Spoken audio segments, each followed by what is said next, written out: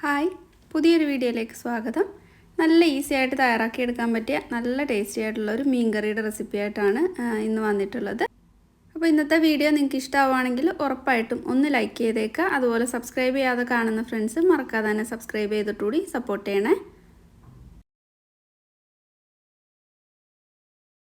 ആദ്യം ഇതിലേക്കുള്ള അരപ്പ് റെഡിയാക്കി എടുക്കണം. അപ്പോൾ ഞാനിവിടെ ഒരു പാൻ ചൂടാകാൻ വെച്ചിട്ട് അതിലേക്ക് ഒരു 2 ടേബിൾ സ്പൂൺ വെളിച്ചെണ്ണ ചേർത്ത് കൊടുത്തിട്ടുണ്ട്. ഇനി ഇതിലേക്ക് കടുക് ചേർക്കാം.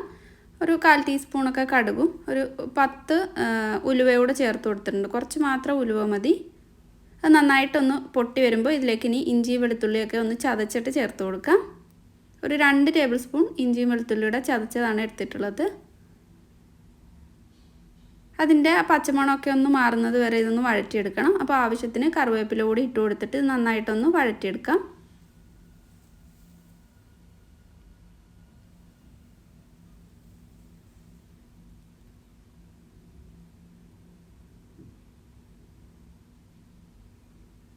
ഇപ്പോൾ ഇത് നന്നായിട്ട് ഒന്ന് വഴന്നു വന്നിട്ടുണ്ട്.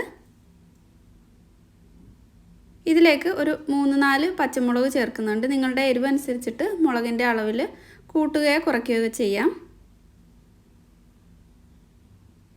ഇപ്പോൾ ഇഞ്ചിയും വെളുത്തുള്ളിയൊക്കെ നന്നായിട്ട് വഴന്നു വന്നിട്ടുണ്ട്. ഒരു മീഡിയം ലോ ഫ്ലെയിമിൽ വെച്ചിട്ട് വേണം വഴറ്റിയെടുക്കാനായിട്ട്. ഇതിലേക്ക് ഞാൻ ടൊമാറ്റോ പേസ്റ്റ് ചേർക്കുന്നുണ്ട് 1 ടേബിൾ സ്പൂൺ. ഇത് നിങ്ങളുടെ തൊണ്ടെങ്കിൽ ചേർത്ത് കൊടുത്തു കഴിഞ്ഞാൽ ഗ്രേവി നല്ല തിക്കായിട്ട് കിട്ടും. ഇല്ലെങ്കിലും കുഴപ്പമില്ല. അല്ലെങ്കിൽ തക്കാളി ഒന്ന് ചെറുതായിട്ട് അരിഞ്ഞിട്ട് ഒന്ന് നന്നായിട്ട് വഴറ്റിയെടുത്താലും മതി. കുറച്ച് മാത്രം തക്കാളി ചേർത്താൽ മതി. അത് ഒന്ന് ചൂടായി വന്നിട്ടുണ്ട്. ഇതിലേക്ക് ഇനി ഒരു 1/2 ടീസ്പൂൺ മഞ്ഞൾപ്പൊടിയും എരിവ് അനുസരിച്ചിട്ട് മുളക് പൊടി ചേർക്കാം. ഞാനിവിടെ ഒരു 2.5 ടേബിൾ സ്പൂൺ മുളക് പൊടി ചേർക്കുന്നുണ്ട്. അപ്പോൾ നിങ്ങളെടുക്കുന്ന മുളകിൻ്റെ എരിവ് അനുസരിച്ചിട്ട് ഇതിലേക്ക് പൊടി കൂട്ടുകയോ കുറയ്ക്കുകയോ ചെയ്താൽ മതി. കുറച്ച് മാത്രം ഉലുവ പൊടിച്ചതുകൂടി ചേർക്കുന്നുണ്ട്. ഒരു 1/4 ടീസ്പൂണൊക്കെ ഉലുവ വറുത്ത് പൊടിച്ചതാണ്. ലോ ഫ്ലെയിമിൽ ഇട്ടിട്ട് ഇതിൻ്റെ പച്ചമണമൊക്കെ ഒന്ന് മാറാനായിട്ട് ഒന്ന് വഴറ്റിയെടുക്കാം. ഞാനിതിലേക്ക് കുടംപുളിയാണ് ചേർക്കുന്നത്. അപ്പോൾ അത് നന്നായിട്ട് കഴുകി അതിൻ്റെ കറയൊക്കെ കളഞ്ഞെടുത്തിട്ടുണ്ട്. അതും ചേർത്ത് ആവശ്യത്തിന് വെള്ളവും ചേർത്തിട്ട് ഇതിന് നന്നായിട്ട് തിളപ്പിച്ചെടുക്കാം.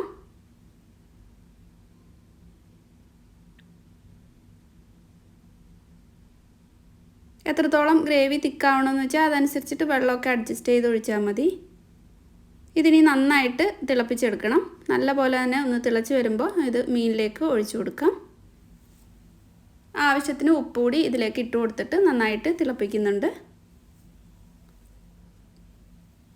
ഇത് തിളച്ച് വരുന്ന നേരത്ത് ഞാനിവിടെ മീനൊക്കെ നന്നായിട്ട് ക്ലീൻ ആക്കി എടുത്തിട്ടുണ്ട്. നെമ്മീനാണ് എടുത്തിട്ടുള്ളത്.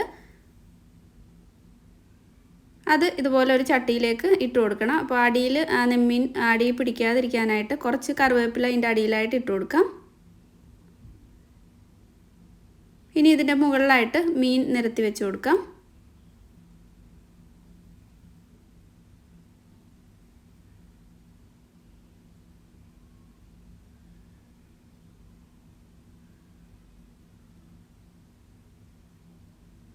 ഇപ്പോൾ മീനെല്ലാം നിരത്തി വെച്ചിട്ടുണ്ട്.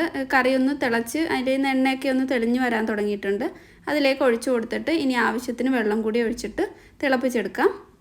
നന്നായിട്ട് തിളച്ച് ഈ മീനൊക്കെ ഒന്ന് വെന്തിട്ട് ഒന്ന് എണ്ണയൊക്കെ തെളിഞ്ഞ് വരുന്നത് വരെ ഇതൊന്ന് വേവിച്ചെടുക്കാം.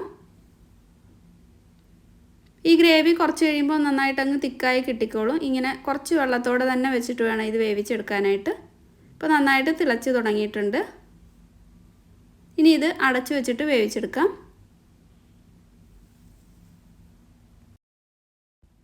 ഇടയ്ക്ക് നന്നായിട്ട് തിളച്ചൊന്ന് പകുതി വേവാകുമ്പോൾ ഒന്നുകൂടി ഒന്ന് മിക്സാക്കി കൊടുക്കണം. ഒരുപാട് ഇട്ട് ഇളക്കേണ്ട ആവശ്യമില്ല. അല്ലെങ്കിൽ ഒരു തുണി ഉപയോഗിച്ചിട്ട് ഇതൊന്ന് ആ ചട്ടി എടുത്തിട്ടൊന്ന് ചുറ്റിച്ച് കൊടുത്താലും മതി.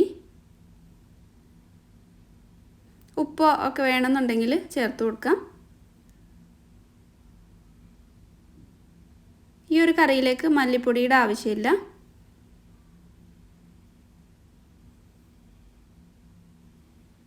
ഒന്നുകൂടി അടച്ചു വെച്ചിട്ട് വേവിച്ചെടുത്തിട്ടുണ്ട്. എന്നിട്ട് ലാസ്റ്റ് ഇതിലേക്ക് കുറച്ച് കുരുമുളകിൻ്റെ പൊടി കൂടി ഇട്ടിട്ട് ഫ്ലെയിം ഓഫ് ചെയ്യാം.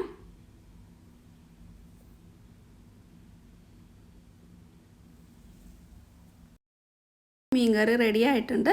ഇതിനി ഫ്ലെയിം ഓഫ് ചെയ്തിട്ട് ഒന്ന് തണുത്ത് കഴിയുമ്പോൾ നല്ലതായിട്ട് ഒന്ന് കുറുകി കിട്ടും. അപ്പോൾ കുറച്ച് കറിവേപ്പിലയോടെ ചേർത്തിട്ട് ഫ്ലെയിം ഓഫ് ചെയ്തിട്ടുണ്ട്. അപ്പോൾ ഈ ഒരു മീൻകറി നിങ്ങൾക്ക് ഇഷ്ടമായിട്ടുണ്ടെങ്കിൽ ഉറപ്പായിട്ടും ലൈക്ക് ചെയ്യുക. അപ്പോൾ അടുത്ത നല്ലൊരു വീഡിയോ ആയിട്ട് വീണ്ടും കാണാം. താങ്ക്